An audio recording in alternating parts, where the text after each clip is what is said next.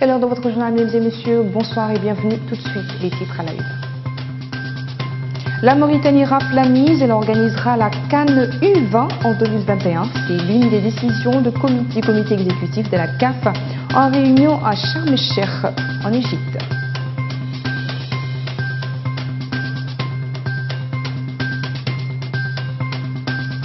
La CENI met fin au contrat du personnel de ses directions centrales et locales.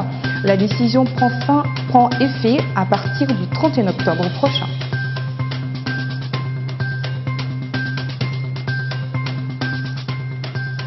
Dans l'actualité, la force du G5 Sahel transfère son quartier général à Bamako, première mesure phare prise depuis la nomination à sa tête du général mauritanien Hanan.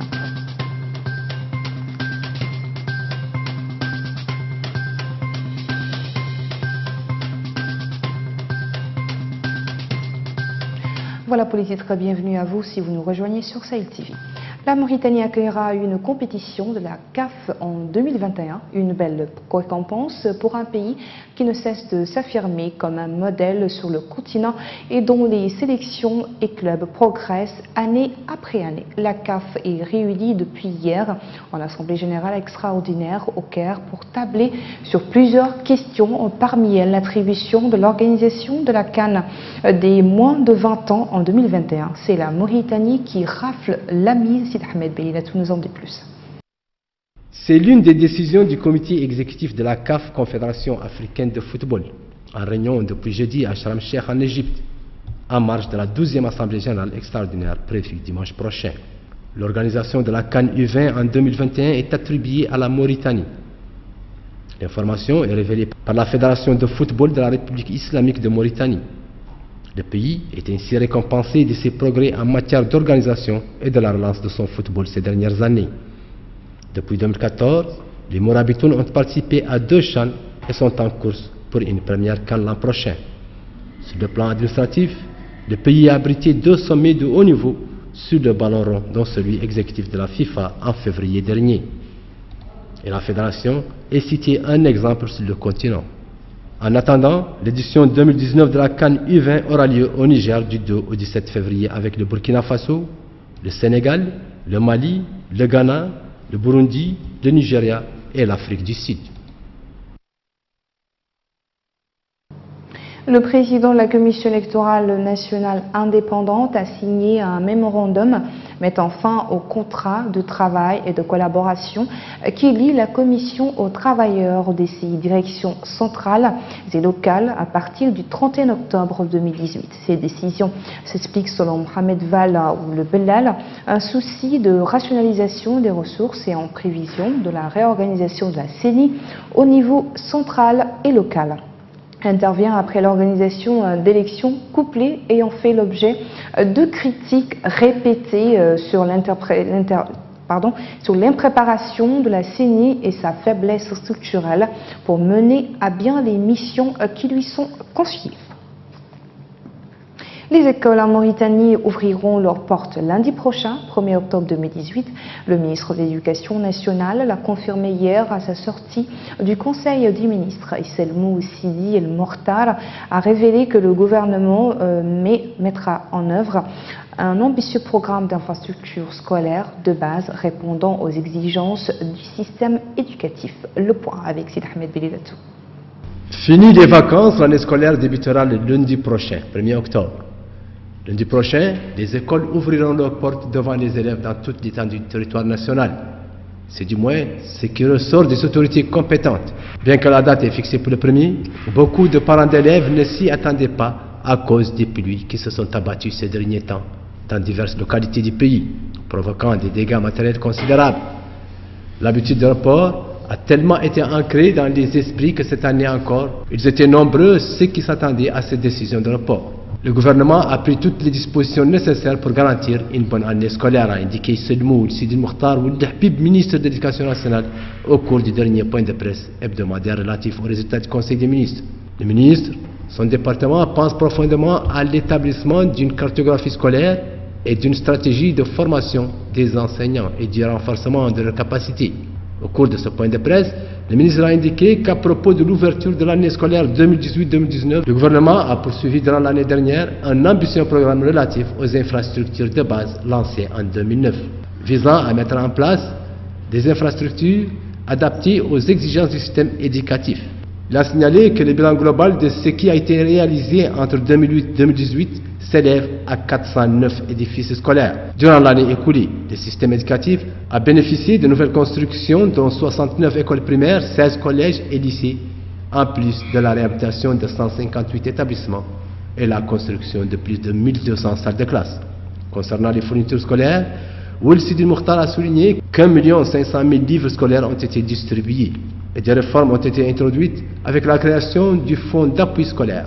Il a indiqué aussi que l'action a été concentrée durant la période écoulée à l'amélioration de la qualité de l'enseignement, avec notamment le recrutement de plus de 5 000 enseignants entre 2009 et 2018, dont 691 instituteurs, 200 professeurs et plusieurs contractuels l'année dernière. La toute nouvelle équipe parlementaire du Parti Union pour la République, UPR, s'est réunie hier soir à Nouakchott. La rencontre était l'occasion d'un échange d'idées et de visions sur la stratégie à mettre en œuvre au cours de la nouvelle législature. Il a été aussi question du travail parlementaire du député, son rôle et sa fonction de travail en commission et au cours des sessions plénières. Les tuk-tuk, ce sont des nouveaux moyens de transport introduits récemment à Nouakchott. Ils font office de taxi. Ces tricycles sont faciles à manœuvrer et passent facilement en cas de bouchon. CRCDB nous explique.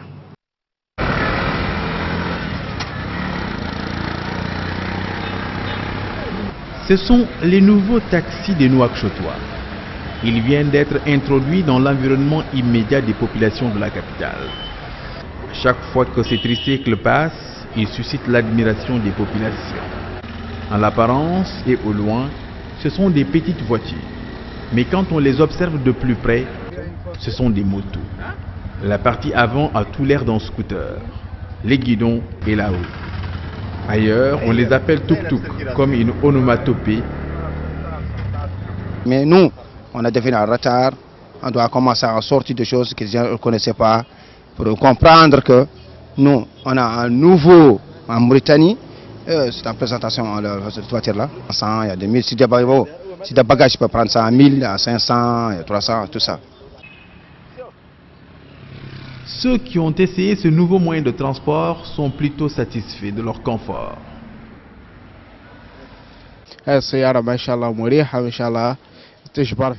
C'est une voiture confortable et aérée, bref, une belle voiture.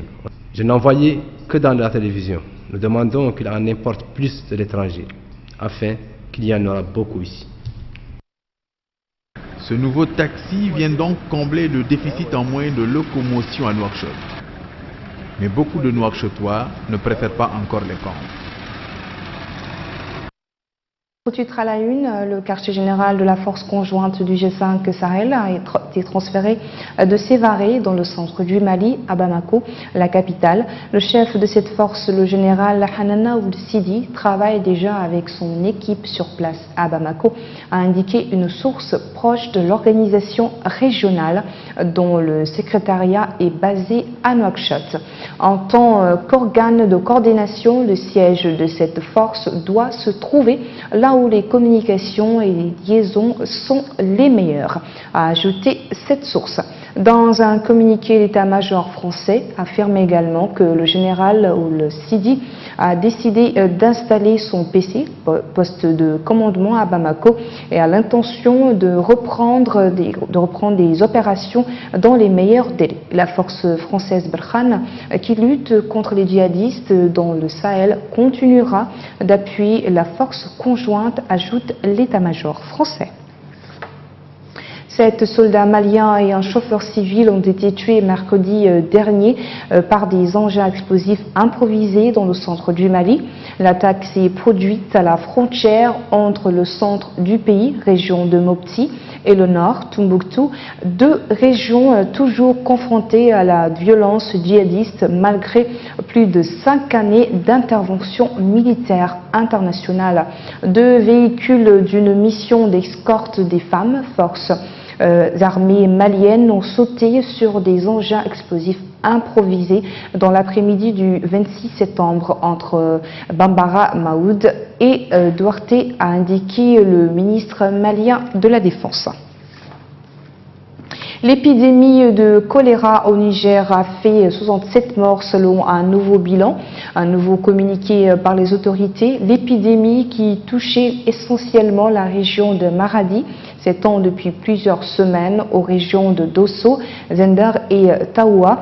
Les autorités ont annoncé un renforcement de la surveillance et appellent les populations à la vigilance. La situation n'est pas stabilisée, confirme Médecins sans frontières Espagne, qui concentre son intervention en ce moment dans la région de Taoua. Voilà sur les actualités internationales que s'achève ce journal. Merci de nous avoir suivis. Le rappel des principaux titres.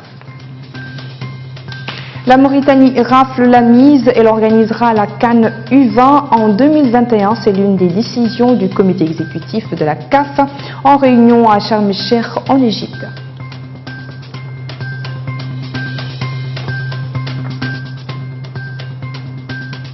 La CENI met fin au contrat du personnel de ses directions centrales et locales.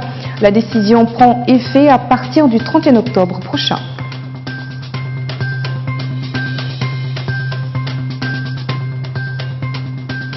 La force du G5 Sahel transfère son quartier général à Bamako, première mesure phare prise depuis la nomination à sa tête du général mauritanien Hanan.